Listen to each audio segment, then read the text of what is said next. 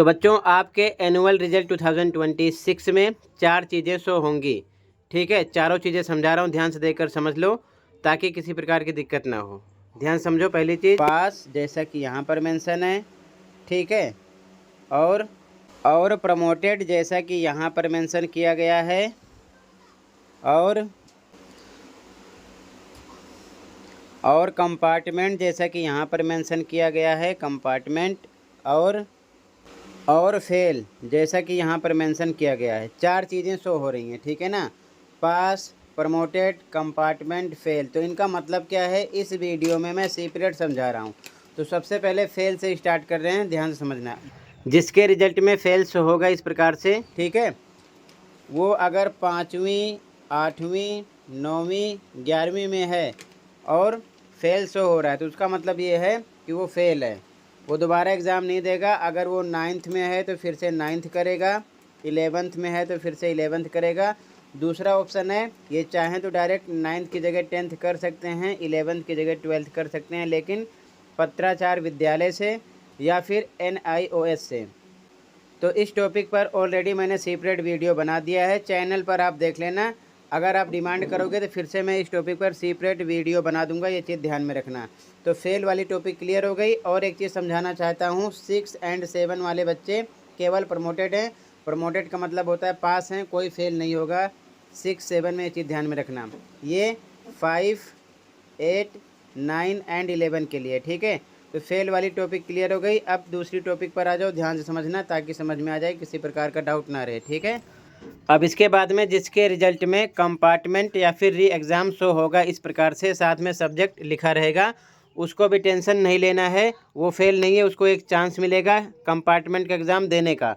तो compartment exam की date sheet आ जाएगी, फिर आप एग्ज़ाम दे सकते हो। लास्ट ईयर कंपार्टमेंट एग्ज़ाम की डेट शीट जो आई थी, 15 से एग्ज़ाम स्टार्ट था अप्रैल में, 1 को फिनिश था मई में। इस बार भी डेट शीट आ जाएगी। तो पेपर देकर कोई भी बच्चा हो, अगर मान लो वो 9th में है तो 10th में चला जाएगा, 11th में होगा तो 12th में चला जाएगा, अगर 8th में होगा तो 9th में चला जाएगा। ये बात क्लियर हो गई। ठीक है, और तैयारी के लिए सिलेबस इजी ही आता है, हार्ड नहीं आता है। लास्ट 2-3 ईयर के annual paper, mid term paper, ठीक है, कंपार्टमेंट पेपर अलग अलग प्लेलिस्ट में मिल जाएंगे, देखकर विद सॉल्यूशन तैयारी कर सकते हो। तो कमेंट को देख लेना, पढ़ाई पर फोकस करना। कहीं पर कोई डाउट है कमेंट करना, उस टॉपिक पर भी मैं सेपरेट वीडियो बना दूंगा। अगर किसी सब्जेक्ट में कोई दिक्कत है तो उसके लिए भी इंपॉर्टेंट क्वेश्चन प्रोवाइड कर दूंगा, ध्यान रखना कंपार्टमेंट वाले बच्चे।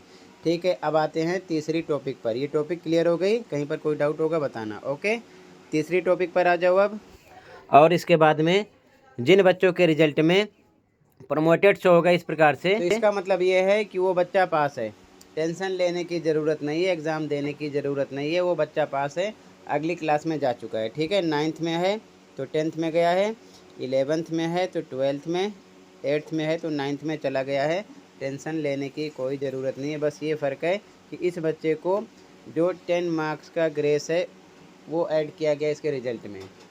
इन बच्चों को 10 मार्क्स का ग्रेस दिया गया है। ठीक है, प्रमोटेड का मतलब क्लियर है। लेकिन केवल ये 5, 8, 9, 11 के लिए है। अगर मान लो 6, 7 वाले बच्चों के रिजल्ट में प्रमोटेड है तो इसका मतलब ये नहीं कि वो ग्रेस से पास हैं, अच्छे मार्क्स हैं, लिखा ही रहता है प्रमोटेड, वो अपनी मेहनत से पास है। ध्यान रखना है चीज़, ठीक है ना, सब में ये चीज़ें नहीं होती, केवल 5, 8, 9, 11 में ध्यान रखना है प्रमोटेड का मतलब। ये बात क्लियर हो गई। ठीक है, अब इसके बाद में चौथी टॉपिक पर आ जाओ ताकि किसी प्रकार का डाउट ना रहे। ठीक है, अब इसके बाद में बच्चों जिन बच्चों के रिजल्ट में पास शो होगा इस प्रकार से, पास, तो इसका मतलब ये है कि वो बच्चा विदाउट ग्रेस अपनी मेहनत से पास है, अगली क्लास में जा चुका है। ठीक है, 9th में है तो 10th में चला गया, 11th में है तो 12th में, 8th में है तो 9th में चला गया है, अगली कक्षा में जाकर अगली क्लास की तैयारी करना है। ठीक है, तो मैंने चारों चीज़ें सेपरेट समझा दिया, fail, pass, promoted, compartment. I hope पूरी बात समझ में आ गई होगी। फिर भी कहीं पर कोई डाउट है कमेंट कर सकते हो। मिलते हैं अगली वीडियो में। Thank you for watching and take care. Okay बच्चों।